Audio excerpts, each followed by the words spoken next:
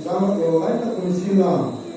Hukumin Vijay Anunjun Mani Norin meeting across to the Virose. Itar to a team sila. Pati to din namin tinong pati na tatag naman sa sila. Walang ka ang soy na. Parati.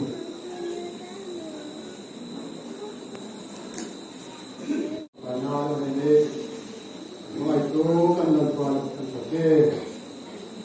Vaisan Gultan Sen Gulcha Pundong Minahiteka Jin Abang Sandes Kol Saan Estri So Nalapa Pundi Nuntanaro Talo Vaisan Tok Na Hai Tung Taya Naman Nisi Tandong Tak Setan Hei Pak Ndong Tungong Taya Kamul Hai Nalapa Kabiat Tursano Isik Boy Taitu Tam Tam Silapam Yung hai po lakan ko tulad pa ng kuma traveling thought sa kaitan program hai kom tin nilang pa mong tay kan lima waisan ko yesan ko hai alpa kan hai tung hi chan da kan sa ni kan hi kan dom no to kan ni yulan pa ni pa ki asan pu tan ko ni do hi lan pa tarau tan ko mo ngra tarau ken sin na kan ma ya waisan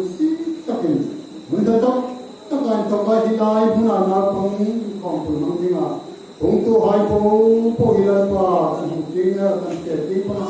Darama stona hi kan conference kan hin. Tam damakan ki training la pa hoisan kan pa kan hin. Namma kan la se ai po ni kan pedi no si kan se ni. Ai ko me pura to program kan nei hai. Bunda ibu ding hai po Perturin dan maupun dia macam timpan dan turin haida. Terai dan pantul yang mengatur. Tapi kami nama samping kami silakan ceri. Terus itu terapkan haji mereka ini memang punya. Ia dan kami conference pantin kalau kita buat ini sebagai performai. Nama misi ketinggalan hai tadi nak. Lalpa merkoyo tak punya. Ramtaring kumai tinggal seluruh putus rapsin itu, apa ni teringat manusia manusia pendin ikut rompil dan pasir utama dan bangsa.